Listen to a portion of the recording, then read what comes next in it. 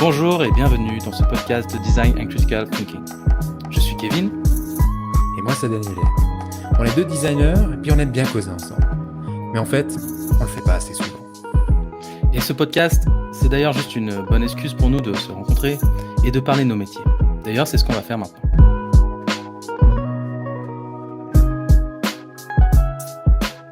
Hello, Daniele.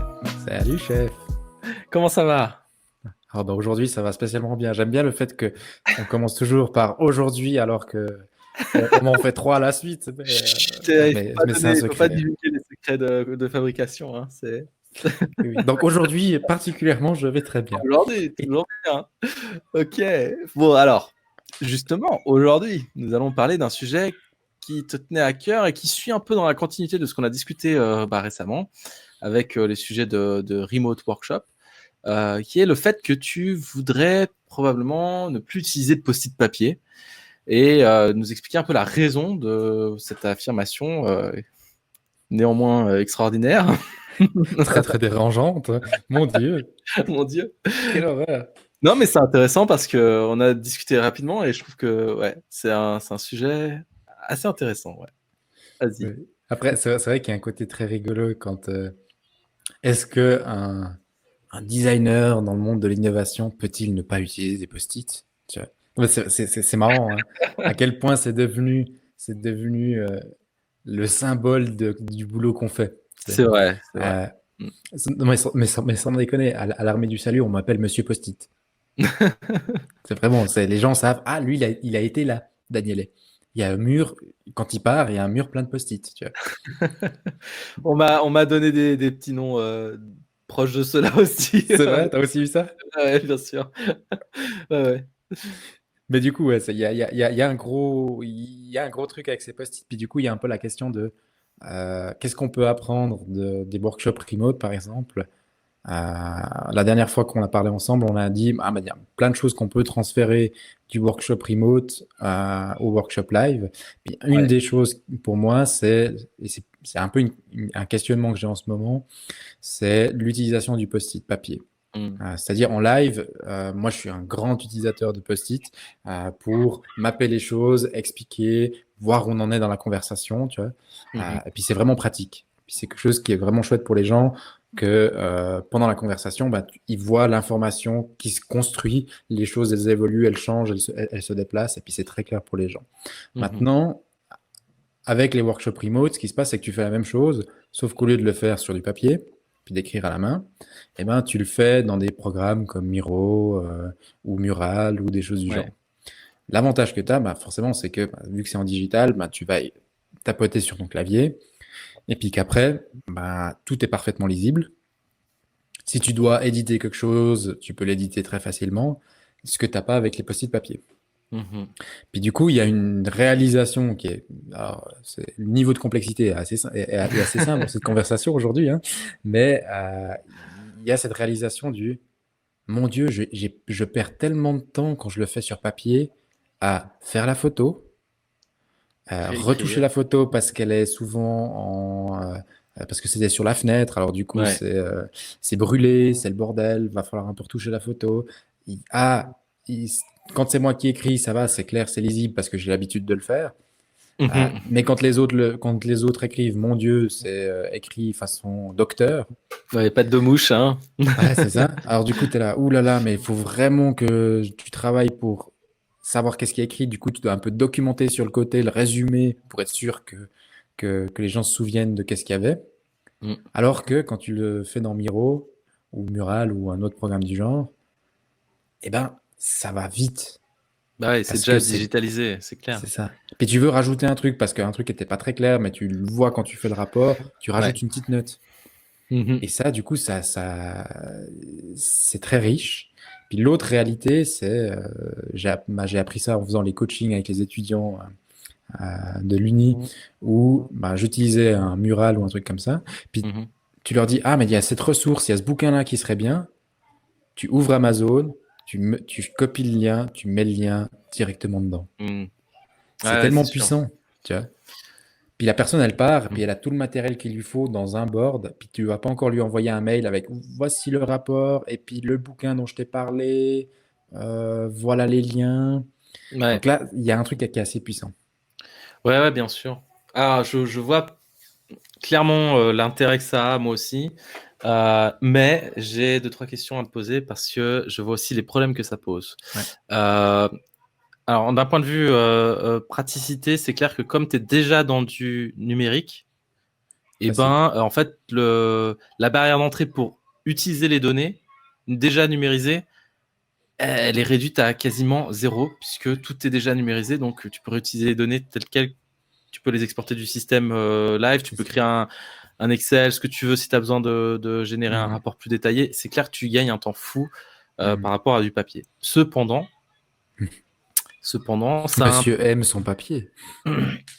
Alors non, mais même en dehors de Bah, ça, pardon, j'ai envie de je dire que la t'écoute. barrière à l'entrée de numérique, elle est non Oui. négligeable pour un Ouais. bon nombre de gens.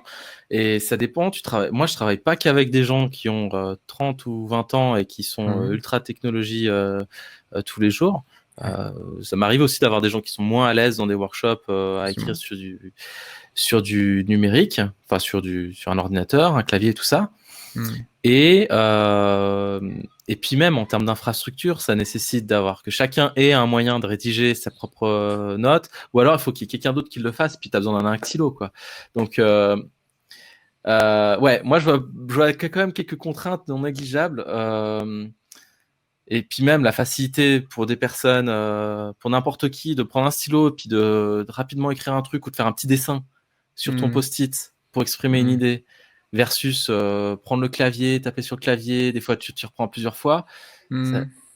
voilà, moi je vois des freins, je me demande comment enfin, si tu as déjà réfléchi un peu à tout ça, qu'est-ce que tu verrais comme solution, Ouais. si tu en as.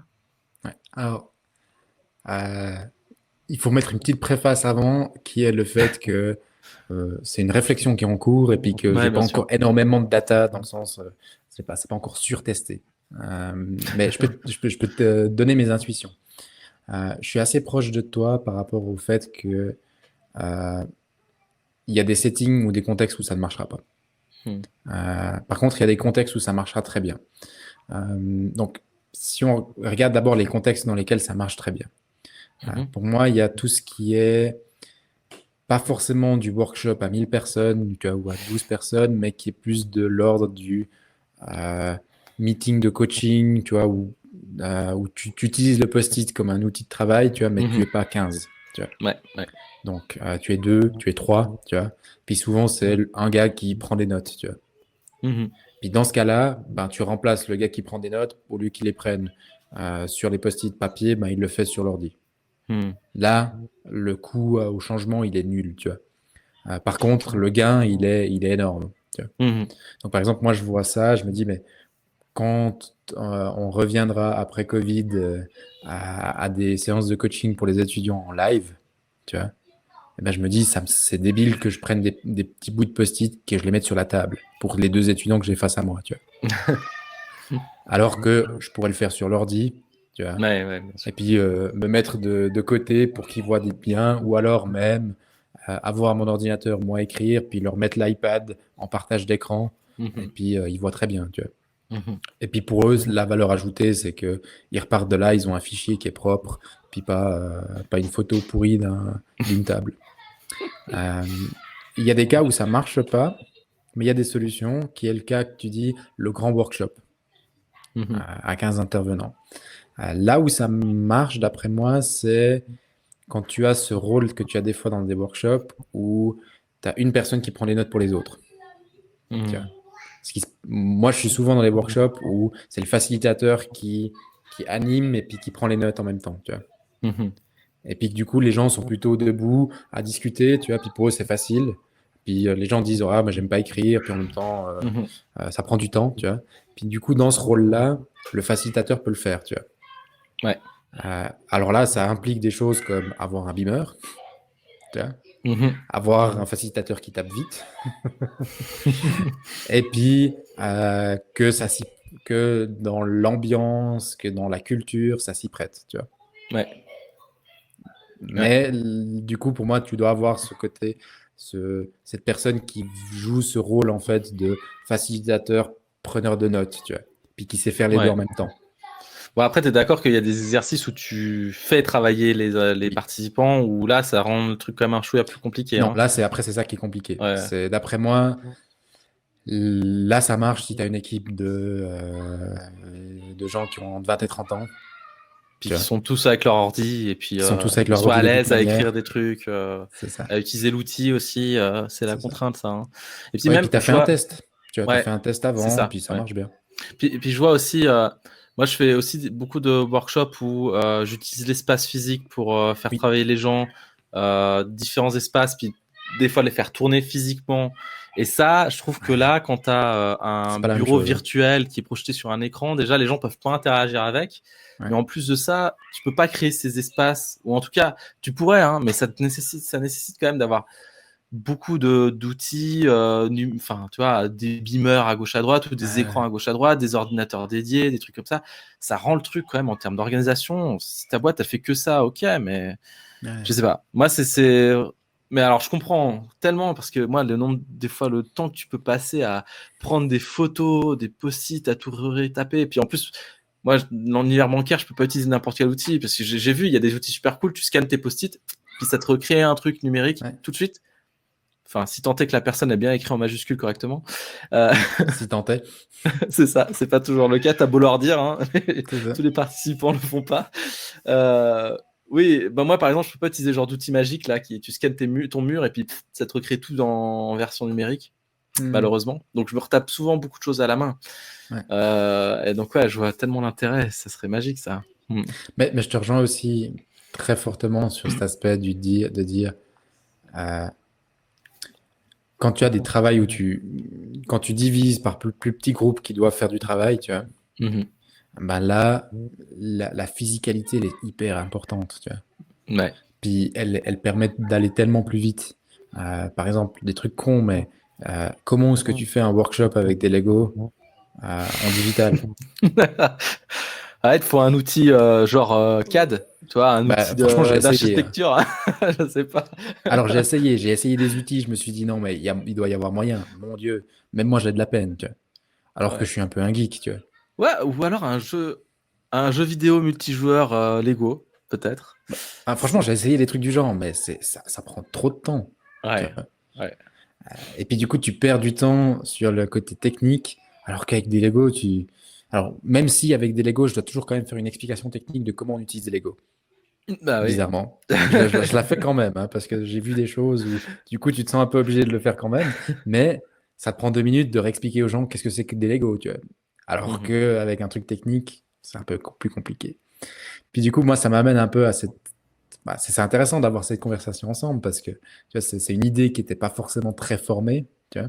Puis Mhm. j'aurais pu la dire un peu de manière provocante au début, tu vois, en disant oui, je vais plus jamais utiliser des post-it, tu vois, qui est un peu le côté clickbait, tu vois. Ouais. Euh, mais en fait, la réalité, c'est il y a des contextes où je pense que je vais faire la transition, qui Mhm. sont c'est 1 à 3, tu vois, Mhm. ces contextes-là. Ou alors ces choses où c'est tout le groupe qui doit se synchroniser, tu vois. Puis là, tu peux avoir une personne qui fait la facilitation, puis qui prend les notes parce que tu repars juste avec un truc en entier, tu vois. Mhm. Par contre, quand tu veux avoir des groupes qui font vraiment de la génération d'idées, qui pitch, qui échangent, tu vois, qui améliorent le travail de l'autre, Ouais. là, je pense que c'est impossible. En tout cas, aujourd'hui, je vois pas comment tu peux battre ça avec du physique, du post-it physique, du Lego, des bouts de papier, du jeu de rôle, ce genre de choses. Mhm. À moins que la technologie soit vraiment avance vraiment sur ce genre de sujet et puis que. Mais bon, je crois pas non plus que ce soit une nécessité Non, que la technologie remplace le post-it, non, je pense pas non honnêtement. plus. Parce que ça, ouais, Il y a des ça a contextes toujours. donnés. Voilà, c'est ça, exactement. Comme on vient de dire, il y a des contextes qui sont qui se prêtent assez à ça. Ouais.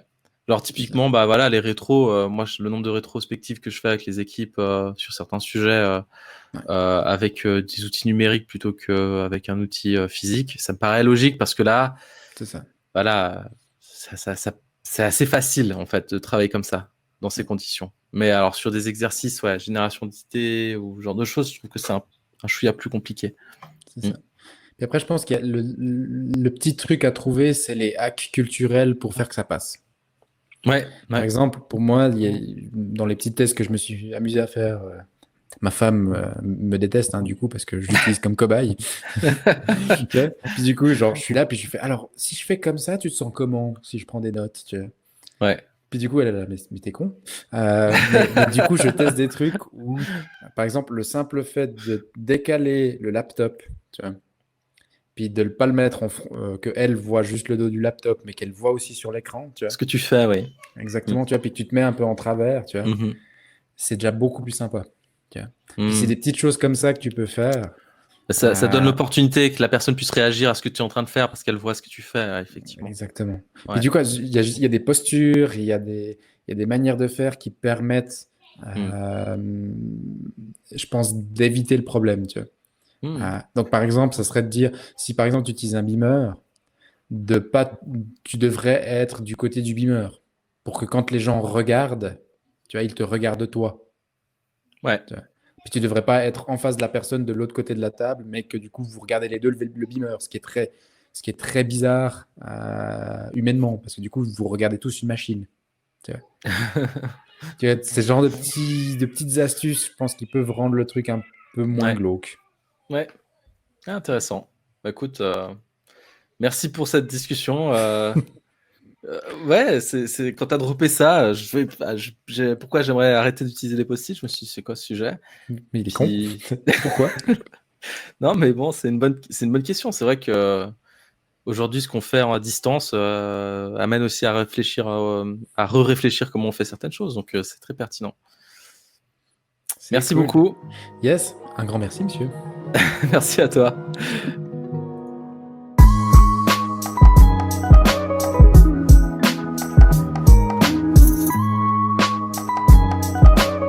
Merci de nous avoir écoutés jusqu'ici.